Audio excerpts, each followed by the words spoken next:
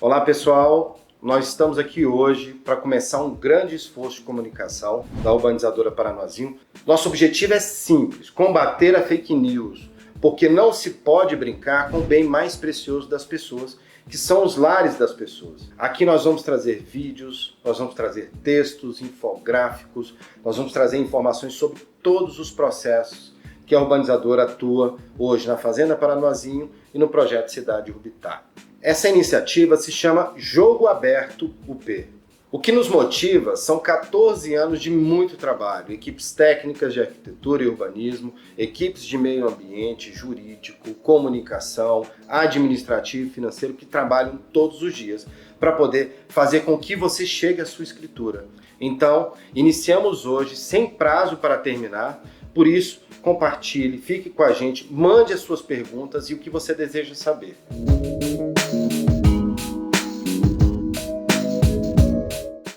Estou com a Maria Eugênia, que é advogada da Urbanizadora Paranoazinho há mais de 10 anos, para a gente poder fazer um comentário sobre uma live realizada pela Associação de Condomínios do Grande Colorado, a MGC, no dia 2 de junho.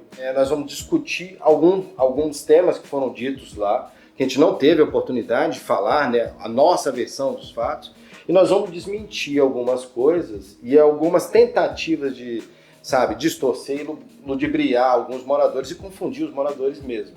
Esse é o nosso tema de hoje, live da MGC.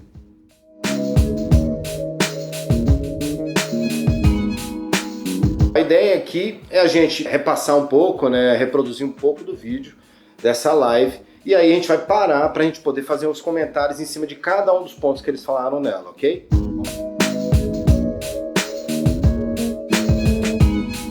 Aconteceu assim, no início, eu fui contratado para advogar para o condomínio Vivendas Alvorada, né, que fica aí na região. E é um condomínio que está em fase de regularização, né? E então eu ingressei na vara do meio ambiente com o pedido de usucapião da área, né? Igual a doutora Maria Olímpia já deve ter muitas ações já de usucapião da área e processando na vara do meio ambiente.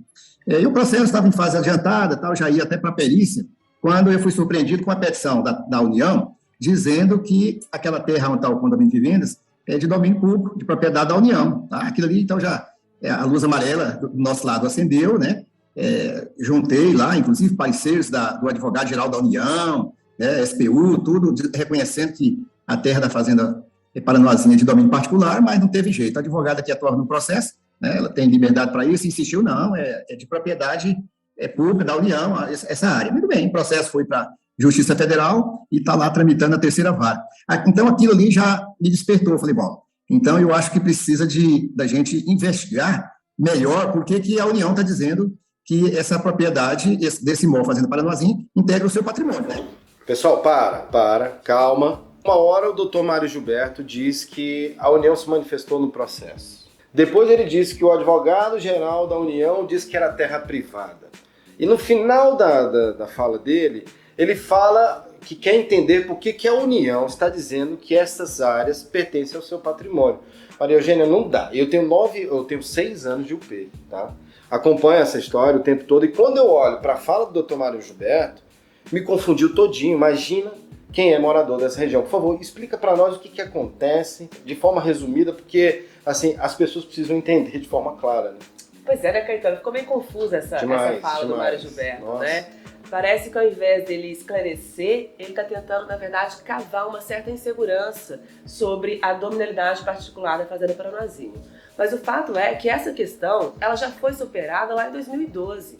Naquele ano, o então advogado-geral da União reconheceu que a Fazenda Paranoazinho jamais foi desapropriada e que, portanto, sempre se tratou de uma área particular. De lá para cá, a Advocacia Geral da União, quando ela é provocada a se manifestar nos processos, ela afirma e confirma ser a Fazenda Paranoazinho propriedade particular e de não ter interesse em ingressar nos autos. Tanto é assim que todas as ações, elas tramitam nas varas cíveis de Sobradinho ou na vara do meio ambiente. Agora, é desde 2012 que essa questão já está sanada, né? Isso. Foi o primeiro pronunciamento do Ministério da União a respeito disso ou foi essa? Foi a conclusão de um estudo depois de 2 anos. Lá em 2010, a União ela tinha aquela tese do quadrilátero, Sim, sim. que a partir dessa tese, as terras do Distrito Federal presume-se que elas são públicas. Sim. Ela começou a questionar a propriedade particular naquelas ações reivindicatórias de uso campeão que já tramitavam naquela época, Sim. através de uma ação que a gente chama de ação de oposição. Certo. Então ela entrava naquele processo e falava, ó, isso aqui não é seu, urbanizadora Paranoazinho, também não é seu, morador da Fazenda Paranoazinho. Essa terra é minha pela tese do quadrilátero. Em razão disso, a urbanizadora Paranoazinho, administrativamente, foi atrás da AGU e falou, não, vamos resolver isso aqui. E depois de 2 anos de um estudo assim, minucioso, fomos atrás de registros paroquiais, fizemos toda a cadeia dominial da Fazenda Paranoazinho e foi comprovado e reconhecido naquela época que a fazenda é de fato uma área particular e que nunca pertenceu ao patrimônio da União. Agora está explicado. É isso.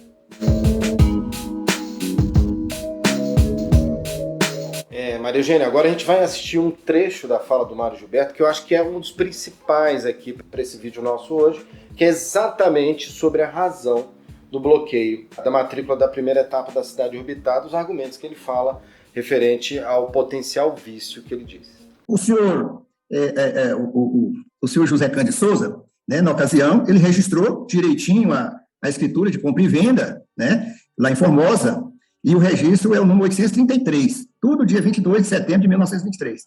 Registrou lá, tá direitinho, o registro em nome do senhor José Cândido Souza, mas o que me chamou a atenção foi o seguinte, eu não vi na transcrição o registro anterior. Quer dizer, lá nessa data, 22 de setembro de 1923, ainda não existia, né, a exigência de colocar nos registros imobiliários o registro anterior. Mas o registro das escrituras de compra e venda, as escrituras de doação, as escrituras de permuta, entendeu? Já era obrigatório ser registrado no cartório de imóvel, tá certo? Porque o nosso Código Civil é do ano de 1916, tá certo? E lá nós temos 3 artigos no Código Civil de 1916, que são os artigos 530, inciso 1, não é? O artigo 531 e o artigo 676, que determina que todos os títulos aquisitivos, entendeu? Eles têm que ser registrados no cartório de registro de imóvel para que a pessoa possa se exibir como proprietário da área.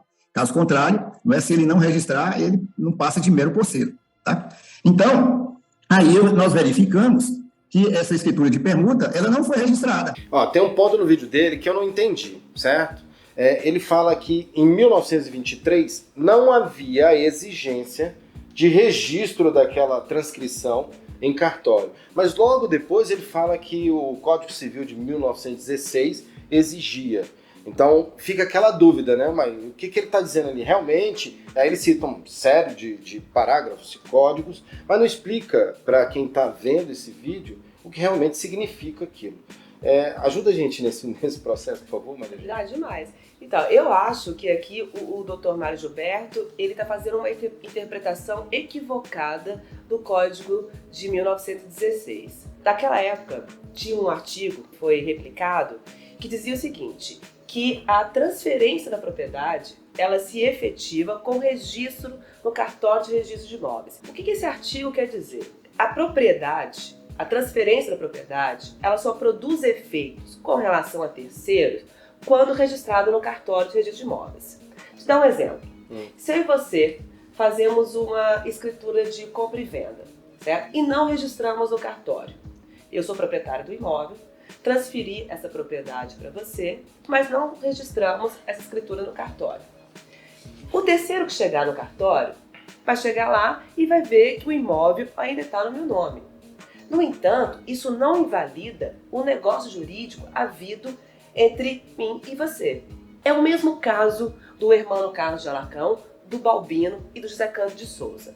O Hermano Carlos de Alarcão, que adquiriu a propriedade da Fazenda Paranoazinho por meio da usucapião em 1918, ele fez uma permuta com Balbino Carlos de Alarcão no ano de 1923. Foi no dia 22 de setembro de 1923.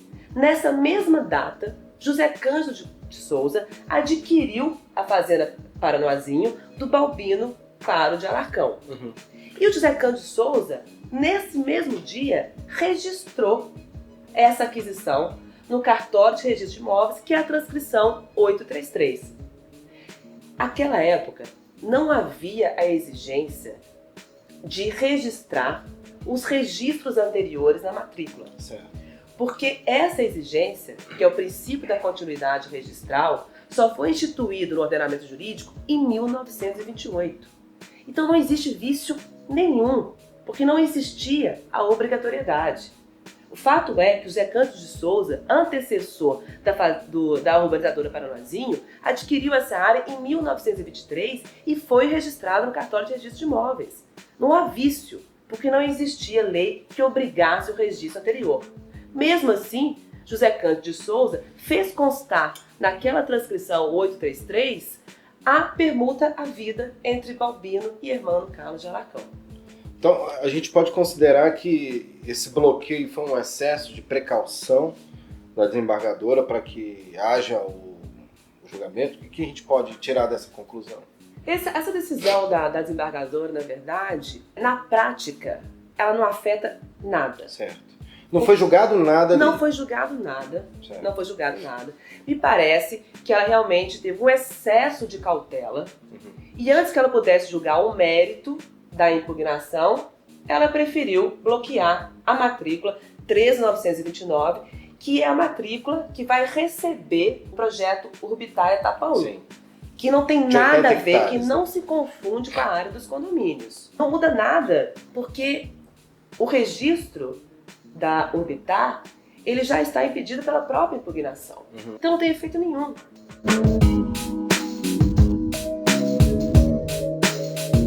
Bom, tem uma parte do vídeo, assim, não tem muita relevância para o tema principal, que é a questão do bloqueio da Urbitar.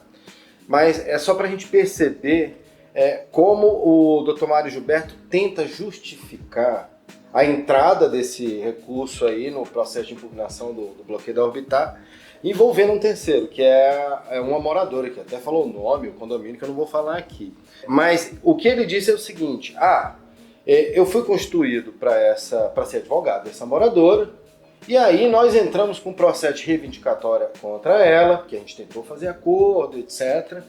E que por isso, ele deixa entender que por isso ele estaria entrando com recurso em nome dessa moradora no processo de impugnação. Entendeu? Então, a gente vai assistir esse trecho só para vocês perceberem mais ou menos o que eu entendi. Então, a partir daí, nós então começamos a questionar a urbanizadora Paranozinho. E também eu fui constituído para representar uma moradora aí da região. Ela tem um lotezinho aí, um lote pequeno, 326 metros quadrados, acho que num condomínio chamado Fraternidade. E a urbanizadora tinha feito uma ação reivindicatória contra essa senhora, tá? Dona Ivone. E fez essa ação reivindicatória, né, dizendo que ela era a proprietária do imóvel, já tinha registrado o loteamento, e que então estava fazendo a reivindicação do lote de Dona Ivone. Mas caso ela quisesse, né, fazer a compra e venda, desistiria da ação, então faria a compra e venda. Muito bem. E então, a partir daí, tá, quando a Dona Ivone recebeu essa citação, eu fiz a defesa dela, né, da Dona Ivone, alegando, inclusive, o direito de uso capião de Dona Ivone, que ela mora mais de 20 anos no terreno, tá certo? E conversei com a Dona Ivone sobre a possibilidade de a gente ingressar num processo que já estava tramitando na vara de registro público, em nome dela, porque ela tem legitimidade, né, para impugnar esse registro do loteamento da Urbitar. Então, Caetano, essa justificativa aqui do Mário Gilberto não cola, tá? Porque ele entrou com esse recurso na impugnação no dia 21 de junho de 2021. E a reivindicatória interposta pela UP contra a moradora que ele defende foi em 22 de agosto de 2021. Né? Mas ele usou essa daí para Eu não entendi o link aqui na justificativa, até porque é difícil de você entender qual o interesse que essa moradora teria nesse processo de impugnação, que se refere a uma área que não se confunde com a área do condomínio que ela mora. Sim. Não tem nenhuma ligação. Sim. Então, a mim causa até estranheza essa conduta e essa atuação. No entanto, temos que enfrentá-lo, ele entrou com esse recurso e eu não tenho dúvidas que ao final a gente vai sair vitorioso nesse processo. Só uma dúvida para mim, que sou leigo, né, no assunto, na questão judicial. Eu sou jornalista, tá, gente? Eu não entendo muito de justiça. Ele poderia entrar com esse processo ele mesmo, como o Enio fez, por exemplo? Por que ele não entrou? Mário Gilberto entra... Por que ele tinha que colocar uma moradora para entrar com esse processo? Na sua opinião... Não sei, né? Talvez para ele ficasse mais fácil de justificar essa impugnação, né? Tanto é assim que ele tenta justificar essa entrada a partir dos eventuais interesses de uma moradora, né? Então ficaria mais difícil para ele, como Mário Gilberto, justificar talvez esse recurso, esse interesse jurídico, né? Que a gente chama no recurso. Ó, gente, então é fato, tá? Ele entrou com recurso na impugnação antes de receber qualquer tipo de citação ou comunicado judicial da urbanizadora Paranazinho.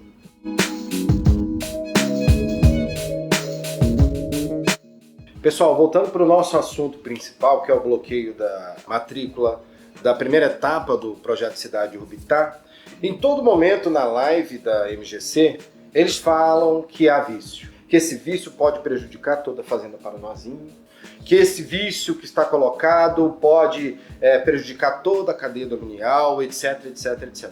Porém, não teve julgamento como é que há vício. E aí, então, fizemos a impugnação, né? O cartório disse que não, que estava tudo certo, que o loteamento estava atendendo lá os requisitos do artigo 18, a lei 6766, não tinha por que ele acolher a nossa impugnação. E mandou, então, o nosso processo para a Vara de Registro Público, né? Esse processo da Vara de Registro Público tramitou com uma celeridade, né, astronômica, né, de supersônica, né? E rapidamente o juiz já deu uma sentença lá dizendo, não, a Urbitar é um parcelamento já consolidado há muitos anos, tal, tem que ser registrado, tal, e liberou, né, o registro para Urbitar. Fiquei um pouco indignado, porque estava lá no memorial descritivo do loteamento da Urbitar, dizendo que é uma cidade futura para habitar, onde vai ser habitado 118 mil pessoas. Né? E o juiz passou o rodo e disse que se tratava de parcelamento consolidado. Aí eu fiz um recurso de apelação, né, para a corregedoria, né, e até me pensei, a corregedora, eu conheço muito, a desembargadora Carmelita Brasil, uma mulher muito rigorosa, né, mas eu acredito que a assessoria passou batido também, veio com o mesmo argumento, dizendo que se tratava de parcelamento consolidado, então o único recurso mesmo seria registrar o loteamento, tá? E aí, então, eu decidi, falei, não, nós temos que ir até o conselho especial, só que aí eu peguei pesado, viu? Eu falei, peraí, chamei a atenção, falei, ó, cuidado, tá? Isso aqui é processo administrativo, né? E vocês, embora seja juiz, desembargador, mas quem atua no processo administrativo, pode ser até réu em processo aí. Aí eu peguei e fiz esse recurso para o conselho, né? E fui designada como relatora a desembargadora Maria de Luz Abreu. Ela é uma desembargadora, membro que veio do Ministério Público, uma pessoa, né, que tem conhecimento a respeito da matéria, né? E quando foi agora no dia, foi agora bem recente, né? Deixa eu ver a data aqui dessa decisão, no dia 19 de maio, né? Então a desembargadora, né, deferiu o efeito suspensivo ao nosso recurso, né? E determinou o bloqueio administrativo imediato da matrícula 13.927 junto ao cartório 7º ofício, né? Então, o cartório já está cientificado que ele deverá efetuar o bloqueio dessa matrícula. Agora, existe consequência jurídica disso, né, pessoal? Porque se foi determinado o bloqueio da matrícula 329, e ela tem a mesma origem das demais matrículas que foram desmembradas, né, evidentemente que o vício que tem aqui é esperado das demais. Né? Isso aí é uma questão que não tem nem dúvida. Então, Caetano, assim, eu acho que todo mundo precisa entender é isso. Não existe nenhum vício na cadeia dominial da Fazenda Paranoazinho. Vamos lá, gente. Em 1918, Hermano Carlos de Alarcão adquiriu a Fazenda Paranoazinho por meio da usucapião. Em 1923, Balbino Carlos de Alarcão e Hermano Carlos de Alarcão permutaram essa área, de forma que Balbino passou a ser proprietário da Fazenda Paranoazinho. Na mesma data, José Cândido de Souza adquiriu de Balbino Carlos de Alarcão a Fazenda Paranoazinho e fez registrar no cartório por meio da transcrição 833. Nessa transcrição, havia o registro dessa permuta anterior à vida? Não. Por quê? Porque não existia lei que obrigasse esse registro. O decreto que instituiu o que a gente chama de princípio da continuidade registral, ele foi instituído no nosso ordenamento jurídico em 1928. Portanto, não existe vício na cadeia dominial capaz de gerar qualquer nulidade. Por essa razão, essa decisão do bloqueio é uma decisão temporária. Quando ela for levada para o Conselho, não há dúvidas que ela vai ser derrubada, por duas razões. Primeiro, que eu acabei de falar, não existe vício na cadeia dominial. E segundo, porque essa questão, inclusive, extrapola o próprio objeto da impugnação, que é restrito aos requisitos legais para registro de parcelamento do solo. É isso.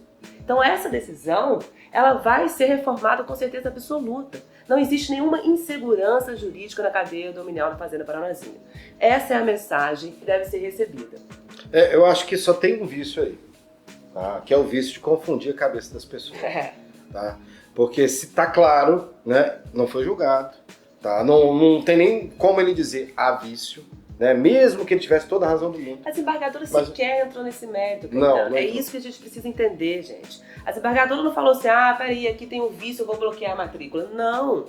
O que ela disse, ela falou assim, antes de eu analisar isso, deixa eu bloquear essa matrícula aqui, não faz esse registro e daqui a pouco eu decido isso. É isso. Essa decisão representa isso. Parem com esse vício de tentar confundir as pessoas, ok?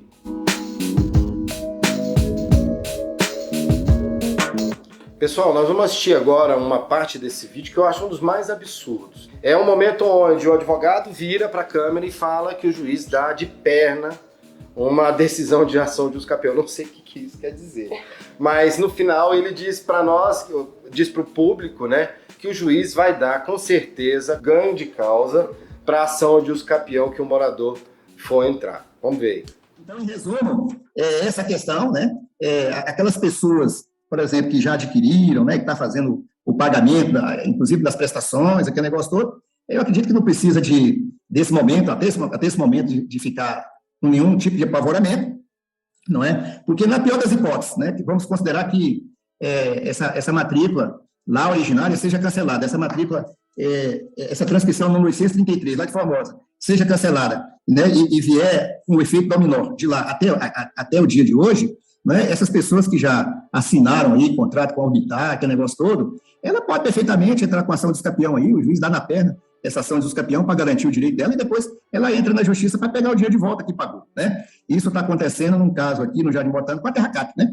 Que a Terracap fez uma coisa mais ou menos parecida com o que foi feito aí, porque os moradores já tinham seus títulos tudo registrado aqui no Jardim Botânico, não é? E a Terracap conseguiu pôr um loteamento em cima, exatamente com base em decisões administrativas da Justiça Local. Fui na Justiça Federal, bloqueei a matrícula do loteamento do Jardim Botânico, né? Mas depois nós sentamos, fizemos acordo, né? E isso pode acontecer exatamente com a Orbitar aí.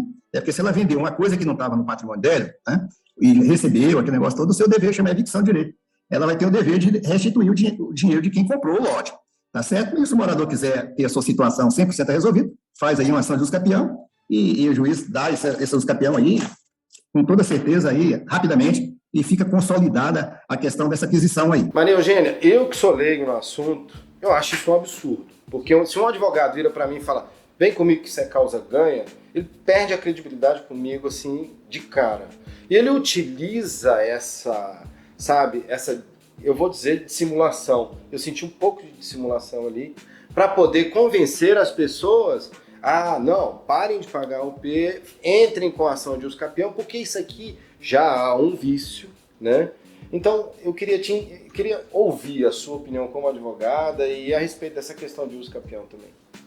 Eu acho no mínimo irresponsável, né, essa postura da promessa de que a sentença, né, vai ser favorável aos moradores, com certeza absoluta. Porque eu nem entendi muito bem o raciocínio que o Dr. Mário Gilberto trouxe nessa fala, mas o fato é que os moradores, se optarem por esse caminho de ação de usucapião, não muda nada. Eles têm que provar o cumprimento dos requisitos da mesma forma. E o fato é que até hoje, todas as ações de lote, de usucapião, já transitadas e julgados, nenhuma foi dado ganho de causa aos moradores. No meu entender, o Dr. Mário Gilberto não está propondo soluções. Ele está propondo, na verdade, litígios intermináveis. Sim.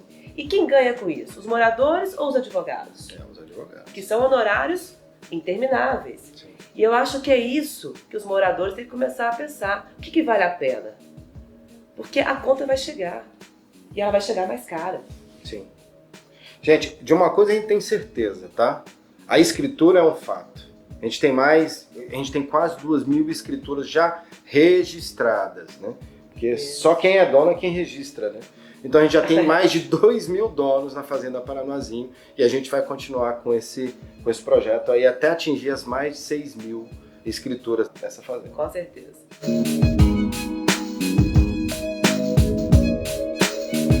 Pessoal, assim, no próximo vídeo, o advogado ele assume 3 papéis de uma vez só. Ele é o oficial do cartório, ele é juiz, ele é advogado. Eu quero que vocês assistam só para vocês entenderem mais ou menos como eu entendi.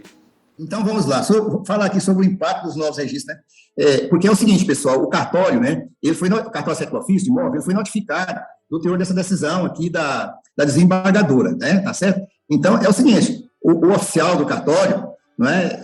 Normalmente, vou dar um exemplo aqui, o condomínio Vivendas Alvorada, do qual eu sou advogado, ele teve o projeto urbanístico dele aprovado, né? Então, a urbanizadora tem 180 dias para registrar o loteamento, né? Vamos supor, aí a urbanizadora leva esse loteamento para o cartório sétimo ofício, não é? Para fazer lá o exame da documentação e tal. Bom, se o oficial do cartório é uma pessoa que tem juízo, né? Ele vai verificar que já tem uma decisão, né? Emanada do conselho, né? Porque isso aqui é uma decisão monocrática, mas a desembargadora representa o conselho ali naquele momento. Né? Ele vai dizer, olha aqui, né? Eu estou com um problema aqui a respeito da cadeia dominial, tal, eu não vou registrar esse loteamento, não. Né? Se eu tivesse na posição do oficial do cartório de registro de imóvel, eu diria, não, eu não posso registrar, até porque já tem conhecimento do vício da cadeia dominial. Maria Eugênia, assim, nesse vídeo que a gente acabou de ver, a primeira impressão que eu tive é que ele queria, meio que intimidar o oficial do cartório. Isso eu posso falar, não sou advogado, então é o que eu senti. Mas além disso, novamente, ele diz que há vício, certo? Então ele antecipa, ele distorce, ele, sabe, eu queria que você falasse a respeito disso, porque eu, na posição de pessoa comum, que não sou advogado, não entendo de justiça, isso para mim é muito feio, entendeu? E eu não sei qual que é o propósito dele nesse sentido. O propósito do Dr. Mário Gilberto eu também não consigo alcançar. Mas aqui eu acho que ele está forçando muita barra nesse vídeo aqui, porque como a gente vem falando aqui desde o começo, esse processo de impugnação, o objeto dele é extremamente restrito. O objeto dessa impugnação se restringe à análise dos requisitos legais para o registro de um parcelamento do solo, que sequer se confunde com as áreas de condomínio. Então, assim, esse eventual vício que ele fica falando, além de ser inexistente, ele jamais poderá ser convalidado no processo de impugnação. Não cabe esse tipo de discussão lá. Portanto, o oficial no cartório, a responsabilidade dele é única e exclusivamente, dentro do processo de regularização do condomínio, é analisar se os requisitos legais da 6766 foram alcançados ou não. E nada se confunde com o processo de impugnação, gente. Isso chega a ser leviano, essa afirmação. Isso não é verdade. São coisas distintas e elas não se confundem.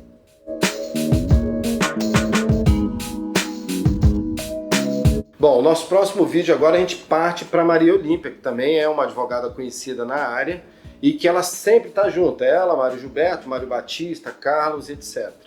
Nesse ponto, nesse vídeo a gente vai observar ela falando de uma espécie de conluio que existe no mundo jurídico, empresarial, contra os moradores da Fazenda Paranoazinho. Vamos assistir que vocês vão entender.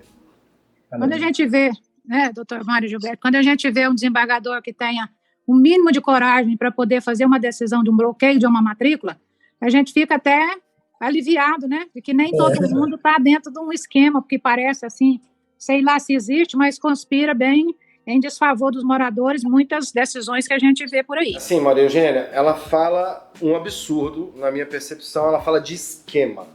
E, assim, anteriormente nela, no mesmo vídeo lá, vocês podem assistir depois na página da AMGC, não tem problema, vocês vão ver o próprio Carlos, que é o presidente da associação, falando em pacotão da regularização.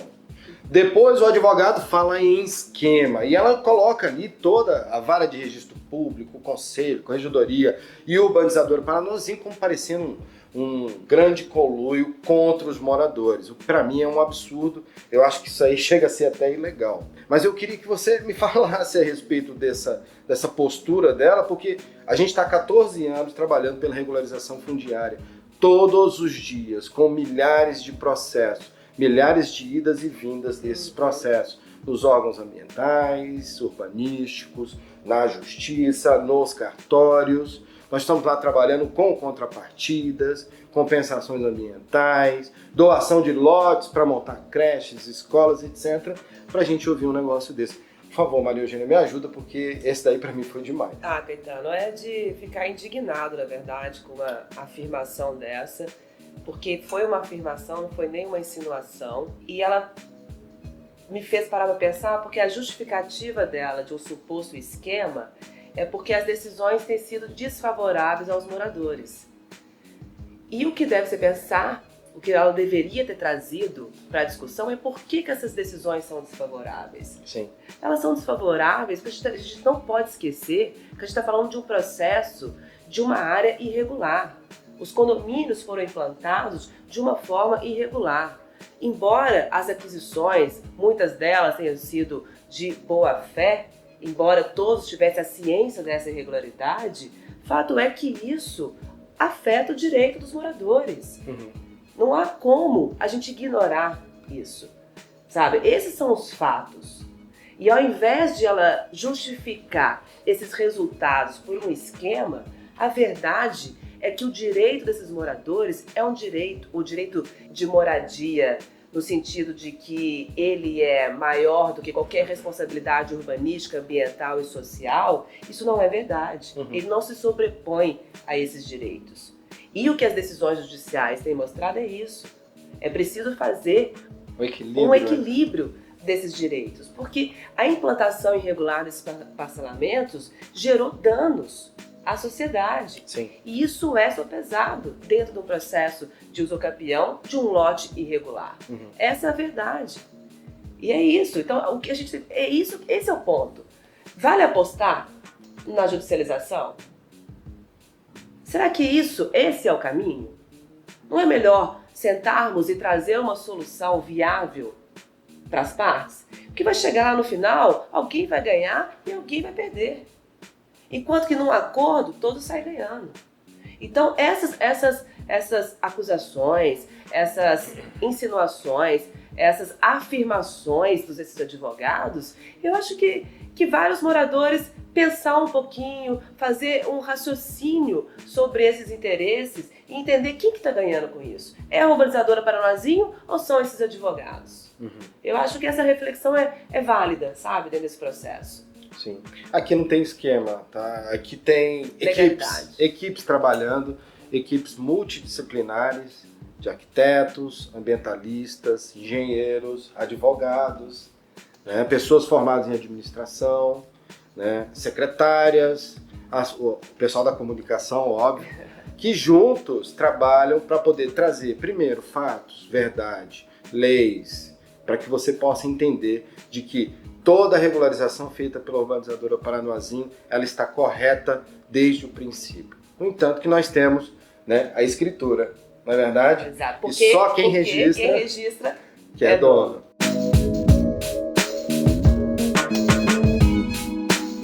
Pessoal, nosso penúltimo vídeo que a gente vai comentar hoje, acontece um fato que me deixou perplexo, porque ele vira um determinado momento e diz que a gente não tem aí o registro da cadeia dominial, como informando para todo mundo que, ou seja, esse registro da UP ele não vale, né? Deixou a entender nesse sentido. Vamos assistir para ver se vocês concordam comigo, por favor.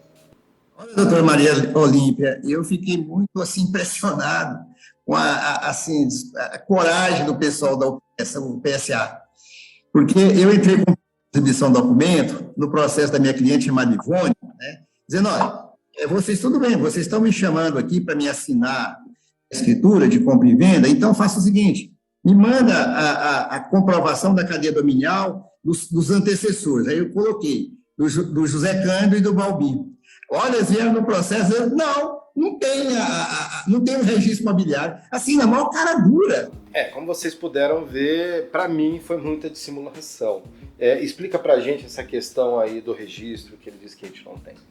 Para mim o que ele está chamando de cara dura, né? Que ele falou, cara dura, eu chamo de lealdade processual. O que aconteceu? O Dr. Mário Gilberto, ele entrou com uma ação que chama ação de exibição de documentos. Sim. E nessa ação, ele pediu que fosse determinada ao UP apresentar um registro da escritura de permuta havida entre Balbino e Hermano Carlos de Alarcão. Ele queria, portanto, que a gente comprovasse o registro na transcrição 833. Sim. E com toda a certeza e segurança jurídica, a gente formou nos autos e falou assim, olha, eu não tenho esse registro. Não foi registrado. A UP comprovou toda a cadeia dominial. No entanto, esse registro ela não juntou aos autos, porque como a gente está falando aqui desde o começo, esse registro não aconteceu, e não aconteceu porque não existia nenhuma lei que obrigasse esse registro anterior na transcrição 833. Então não é cara de pau, é lealdade processual, é compromisso com a verdade e transparência. É bem diferente. Retificando, não foi cara de pau, foi cara dura. Né? Foi cara dura que ele disse. Verdade. É verdade.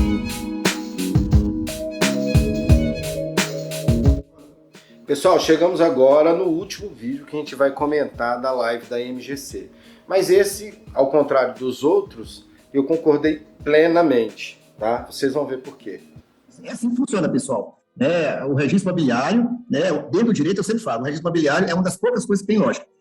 Se você tem 1.000 hectares, vendeu 500, sobra 500, vendeu 200, sobra 300, e por aí vai. Não pode haver descontinuidade disso. E cada pedaço tem que estar devidamente registrado se a pessoa quer se exibir como dono do imóvel. Quem não registra, igual a doutora Maria ali fala. Eu trabalhei no cartório registro imóvel em Formosa, a plaquinha lá, quem não registra não é dono. Quem não registra não é dono. Então, os cartórios do interior desse jeito, e isso aí é o tempo romano. Perfeito? Bom, pessoal, nesse último vídeo, a gente há de concordar com o Dr. Mário Gilberto, né? Porque quem não registra não é dono. Maria Eugênia, fala para mim, como é que ele chegou a essa conclusão tão brilhante, né? Então, na verdade, é surpreendente, porque essa fala dele contradiz todo o discurso dele e convalida o que a gente está tentando dizer. Somente há 14 anos que a gente diz isso. 14 anos que a empresa UP é dona, porque ela tem o registro, e o José Cândido Souza, seu antecessor da organizadora Paranazinho, há 100 anos. Sim. Ele é dono porque tem o registro no cartório. Então, é isso. Só quem registra é dono. Bom, e assim, para mais de 2.000 pessoas, hoje, elas são donas nas áreas da Fazenda Paranazinho. E se você também quiser ser dono, basta a escritura registrada em cartório. Né? E a nossa escritura é uma escritura como outra qualquer registrada em cartório no Brasil inteiro, tá bom? Então vem pra cá, vem ser dono também. Bom, pessoal, chegamos ao final aí da nossa primeira iniciativa do Jogo Aberto P, com a elucidação aqui de todos os pontos sensíveis. Com a gente vai direto no fato, entendeu? Pela nossa advogada aqui, doutora Maria Eugênia. E eu acho que a gente trouxe para você uma versão honesta desse discurso, desse diálogo, porque a gente está aqui para isso, para falar a verdade, não fake. Doutora, muito obrigada aí pela sua participação e vamos para as próximas, né? Eu que agradeço, foi um prazer e a ideia é essa, a mensagem é essa, a gente está aqui para esclarecer e não para confundir. Ok? Registra e vem ser dono aí com a gente.